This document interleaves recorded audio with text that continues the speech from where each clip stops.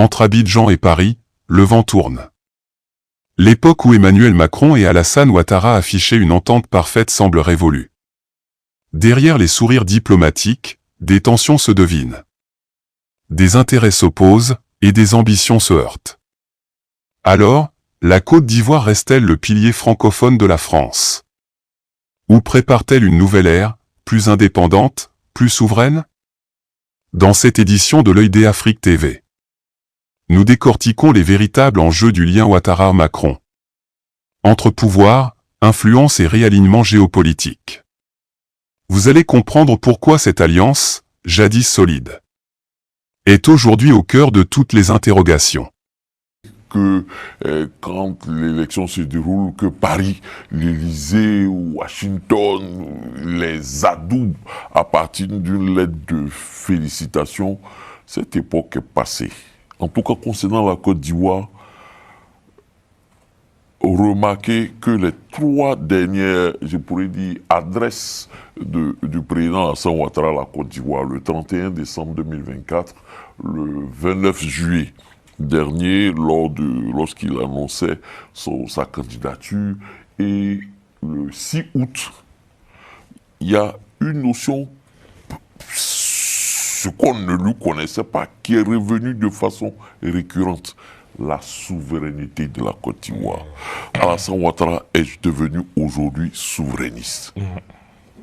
Je n'ai pas envie de dire panafricaniste. Les commentaires et les avis de l'extérieur, franchement. L'époque qui est évolue, d'après ce que le président vient de dire, ça date de quand? C'est à partir de quel moment on a estimé que cette époque-là était révolue? Parce que si j'ai bonne souvenance, en 2010, c'est, je crois, 24 à 48 heures après qu'après la proclamation des résultats, qu'on a eu les messages de félicitations. En 2015, c'était 24 à 72 heures, entre 24 et 72 heures. En 2020, effectivement, vu que c'était le 3e mandat qui était un mandat contesté, par toute la classe politique, bon, par une grande partie de la classe politique ivoirienne. Et donc, la France ne pouvait pas se positionner parce que c'était le mandat de trop, c'était un peu gênant. Et donc, ils ont mis, je crois, 5 à 7 jours. C'est 5 à 7 jours après qu'ils se sont prononcés. Et là même, lorsqu'ils se sont prononcés, en fait, il n'y a pas eu de soutien, mais ils ont dit qu'ils prenaient acte. Ils prenaient acte de cette élection-là. Et du côté de Washington, on appelait le gouvernement à un dialogue avec le CNT. Donc, il n'y a pas eu de soutien, il n'y a pas eu de comment on appelle ça, de félicitations. Ferme. Bon, après, on a entendu dire que derrière, il y a eu des félicitations qu'on n'a pas vues. Moi, personnellement, je n'ai pas vu ces félicitations-là. Aujourd'hui, en 2025, et je rappelle encore que le mandat de 2020, il a été justifié en disant que le poulain, c'est-à-dire le dauphin qui devait remplacer le président, était décédé. Donc, finalement, on ne pouvait pas. Donc, le président Macron, même ça avait beaucoup de mal qu'il a dû justifier, ce mandat-là. Finalement, aujourd'hui, 5 ans après, est-ce qu'on a aujourd'hui, le président Macron pour pouvoir se permettre de justifier ce 4e mandat? Je ne pense pas. Et donc, ce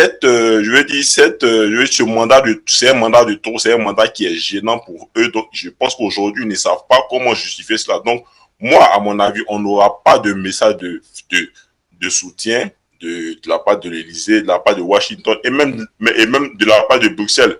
Quand on sait que Bruxelles est le siège de l'Union européenne avec 27 États et que les communiqués se font de façon consensuelle.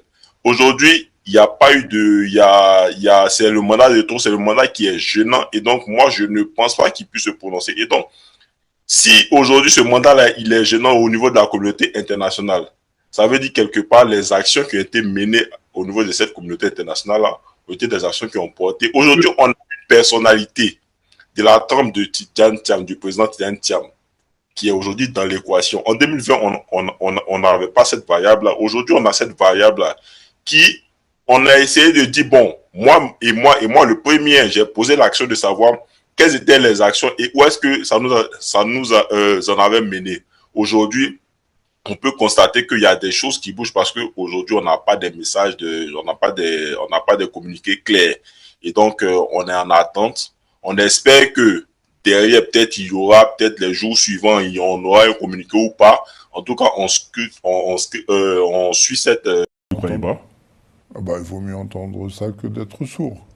Non, mais c'est une plaisanterie.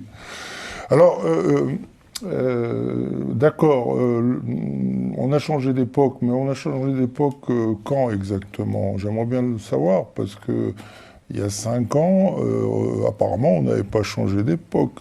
J'ai lu récemment un papier dans un journal français de référence qui chutait là-dessus, en disant que en 2020, étant rappelé que la lettre de reconnaissance du président français Emmanuel Macron à Alassane Ouattara, quand je dis lettre de reconnaissance, vous avez compris ce que je voulais dire, hein, a tardé à venir, et à ce point tardé, on apprend dans un journal français la semaine dernière, enfin il n'y a même pas, il y a quelques jours, que, je cite, Alassane Ouattara a été Furax.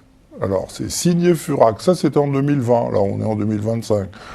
Moi, je veux bien qu'on ait changé d'époque, mais on a changé d'époque quand? Plateau, vous aurez compris que ce sujet-là, ça me gêne. Hein. C'est-à-dire qu'on est là.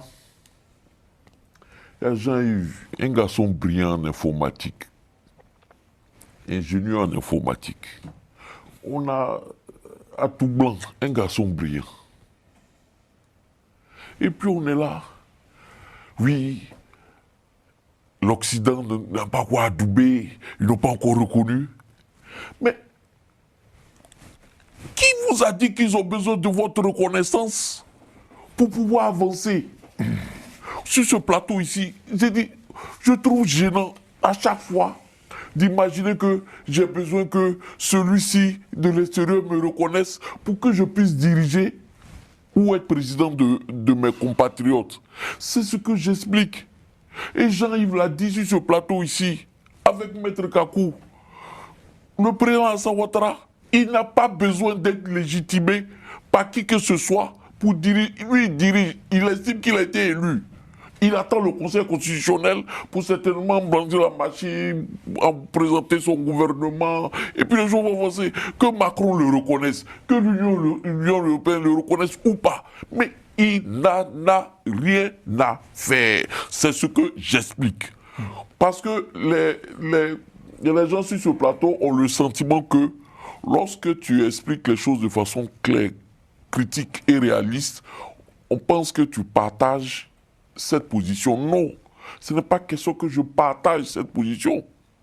C'est que tout simplement, voici la réalité. Et puis, pour revenir sur la question de la souveraineté, c'est vrai. Certains diront que Alassane Ouattara a profité de ses relations à l'international. La France a poussé le fer, sa puissance de feu, pour le mettre dans l'effectivité du pouvoir. Mais aujourd'hui, Alassane Ouattara, allez suivre ces derniers discours, hein. On y croit qu'on n'y croit pas, il a manifesté, il le dit clairement, qui veut l'entendre. La Côte d'Ivoire est un pays souverain. Aujourd'hui, la France qui avait l'essentiel des marchés publics, allait poser les questions à Business France ou à qui, ou au MEDEF. À peine 10% des marchés publics français, marchés publics ivoiriens sont détenus par des entreprises françaises. C'est fini. Aujourd'hui, la Côte d'Ivoire à diversifier ses partenaires, qu'ils soient économiques, qu'ils soient stratégiques. Maintenant, sur la question politique, c'est vrai que la France et la Côte d'Ivoire, je pourrais dire, ont des liens historiques liés à la colonisation. Voilà pourquoi aujourd'hui, certains médias français, je dirais c'est les médias français essentiellement, vous allez fouiller bien les médias anglais, et les médias français qui dans leur, je dirais, logique colonialo-impérialiste, s'imaginent que leur vision de la Côte d'Ivoire est forcément la vision des Ivoiriens sur le terrain. C'est une erreur. Mais il y a le Times aussi hein, qui a fait un article dessus, j'ai regardé. Non, le Times peut faire un papier Le dessus. New York Times, ouais. Le New York Times peut faire un papier dessus, mais vous allez voir que seuls les médias français sont à foison sur la question ivoirienne, parce qu'ils y ont des intérêts, parce qu'on a ce lien, on a ce rapport. Et on y viendra. Mais par exemple, vous avez dit quelque chose d'assez intéressant. Est-ce que finalement, Alassane Ouattara est toujours le grand allié de la France, finalement? Oui, la Côte d'Ivoire, pas le président Alassane Ouattara. Ah. La Côte d'Ivoire, du point de vue géostratégique, reste un allié important pour la France. Dans les questions liées à la sécurité, pour les questions liées aux questions de terrorisme et autres. Aujourd'hui, le 43e BIMA est devenu, je pourrais dire, une structure logistique d'information pour les questions liées à la sécurité dans la sous-région, pour les États-Unis aussi qui ont des grandes oreilles, Israël aussi. Donc, la Côte d'Ivoire, du point de vue stratégique, reste un élément important pour la France. Voilà pourquoi, certainement, j'imagine que la France ne veut pas perdre ce pays-là. Mais le président Alassane Ouattara, être un pion de l'Élysée, non, il est à un niveau où il estime que il est président de la Côte d'Ivoire, il a beaucoup à donner à la France, c'est pas... C'est le titre d'un article du Monde Afrique, comme disait Vincent, Alassane Ouattara, le dernier grand allié de la France en Afrique. Pour vous, c'est pas votre constat? Non, la Côte d'Ivoire... Alassane Ouattara, président. Non, le président Alassane Ouattara, il le sait. Il sait que l'Élysée a besoin de lui. Okay. Et il joue là-dessus. Oh là. D'accord. En fait, on de voir qu'il y a deux postures qui sont quand même assez tranchées. Et puis, moi, je pense que pour mettre un terme à cet élément-là concernant la vision ou la gestion de Ouattara vis-à-vis des pays occidentaux, en l'occurrence la France, il faut juste observer le profil. Il faut observer le profil de l'individu. Je pense qu'en fait, souvent... en termes d'analyse politique, on n'est pas très souvent en regardant sur le profil. Mais qui est Alassane Draman Ouattara? Parce que certains médias nous le présentent comme un homme qui a été purement formé aux États-Unis. Absolument pas. Oui, on nous parle d'un doctorat en Pennsylvanie, on nous parle d'un passage en tant que stagiaire au FMI. Mais il n'y a pas que ça. Alassane Ouattara aussi, c'est la BCAO. La BCAO, c'était à Paris, hein. Pour très peu qui l'ignorent, c'était pas à Dakar dès le départ, c'était à Paris. Donc Alassane Ouattara était sous Abdoulaye Fadiga, voilà. Donc qui dit BCAO à l'époque parlait du Trésor français, parlait aussi de la BDF, la Banque de France. Donc c'est quelqu'un qui a travaillé aussi. Il faut pas oublier que Nicolas Sarkozy a été ministre du budget sous Balladur. Donc Alassane Ouattara a travaillé, il était toujours proche de la France. On l'a présenté effectivement comme un technocrate sorti des mallettes de Washington. C'est aucunement pas le cas. Alors, exercer au FMI ne veut pas dire forcément qu'on est purement un atlantiste. Alassane Ouattara, c'est un produit purement français. Donc ça, il faut l'admettre, c'est un produit purement français. Et tout à l'heure, j'entendais le président Jean-Paul Aureau nous dire clairement que M. Ouattara, depuis qu'il est arrivé, il y a une diversification au niveau des marchés. Je l'ai souvent entendu aussi, d'accord avec certains communicants du RHDP le dire. Mais il faut savoir qu'il y a plus de 1100 à 1200 entreprises, d'accord, françaises qui sont toujours implantées, d'accord, au niveau des gros marchés, au niveau de la répartition des gros marchés, tels que par exemple la construction du métro, la France a pignon sur rue, sur certains terminaux de l'aéroport, la France a pignon sur rue. Donc, faut pas qu'on nous dise ce qui n'en est pas. Aujourd'hui, certaines personnes dans les pays, je pense une bonne partie de l'intelligence africaine veut essayer de décomplexer les choses, ou nous dire que oui, aujourd'hui, il y a une diversité, oui. Le marché chinois perce le monde entier. D'accord? Ce n'est pas une exclusivité, c'est pas propre à l'Afrique. Même en Europe, le marché chinois perce le monde en termes d'économie. Donc, il faut arrêter. Quelle est l'influence de Paris sur le plan politique? Aujourd'hui, en Côte d'Ivoire, l'influence de Paris est toujours prédominante. Sur l'aspect de la sécurité et de la défense, le président Jean-Paul Aureau l'a indiqué, elle est prédominante. Donc, on aura toujours cette présence française, que l'on veuille ou pas. Et c'est pas sous Alassane Ouattara que ça changera. Peut-être avec des nouveaux dirigeants, il y aura une relation assez décomplexée. Mais depuis, je termine là, de Nicolas Sarkozy en passant par François Hollande, en passant par Emmanuel Macron, je peux vous dire que Alassane Ouattara, après Félix Houphouët-Boigny, et je dirais même Félix Houphouët-Boigny, c'est un peu différent qu'Alassane Ouattara.